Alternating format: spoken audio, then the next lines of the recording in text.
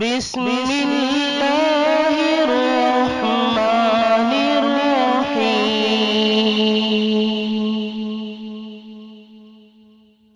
وَإِلَى رَبِّكَ فَارْغَب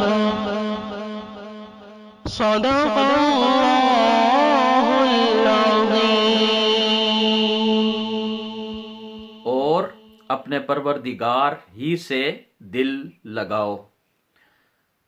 لفظ ترجمہ وَإِلَىٰ، واو کا مطلب ہے اور الہ کا مطلب ہے کی طرف۔ اس کی ایک مثال دیتا ہوں، ذَهَبَ طَالِبُ إِلَى الْمَسْجِدِ، کہ اسٹوڈنٹ مسجد کی طرف گیا۔ دوسری مثال، اذهب إلى المكتبة، کہ میں لائبریری کی طرف جا رہا ہوں۔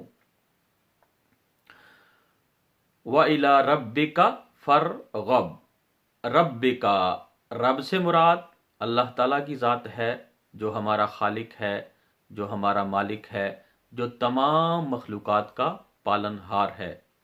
اور کا کی ضمیر حاضر مخاطب مذکر واحد کے لیے ہوتی ہے۔ جیسے میرے سامنے اگر ایک شخص کھڑا ہوگا تو میں کہوں گا کیف حالکا، تمہارا کیا حال ہے، اور دو اگر ہوں گے تو کیف حالکما، اور تین یا تین سے زیادہ ہوں گے تو کم کا استعمال ہوگا کیف حالکم۔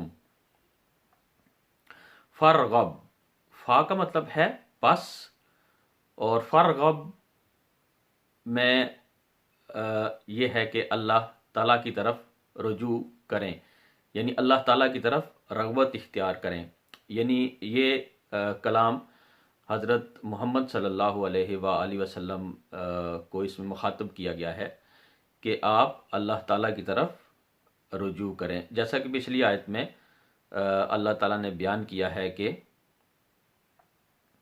فَإِذَا فَرَغْتَ فَانْصَبْ وَإِلَىٰ رَبِّكَ فَارْغَب، کہ یعنی جب آپ تمام کاموں سے فارغ ہو جائیں تو یکسوئی کے ساتھ اللہ تعالیٰ کی عبادت کریں اور اللہ تعالیٰ سے رغبت اختیار کریں، یعنی مکمل توجہ کے ساتھ اللہ تعالیٰ سے آپ ان کی عبادت کریں اور اللہ تعالیٰ سے ہم کلام ہوں۔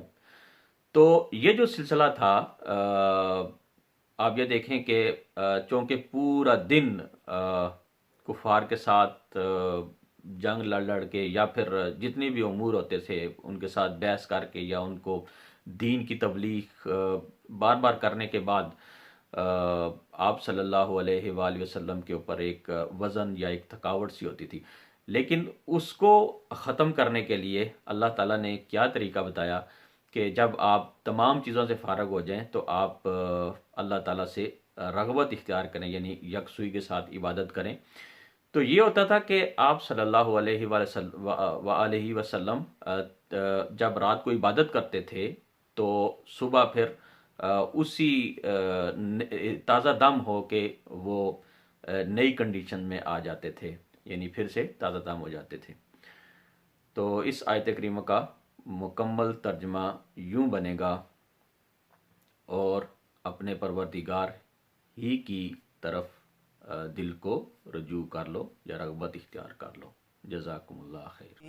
او حبیب است و از و دارم چشم التفات، در بلای ناگہان و در جمیع حادثات، آپ ہے محبوب حق اور شافع روز جزا۔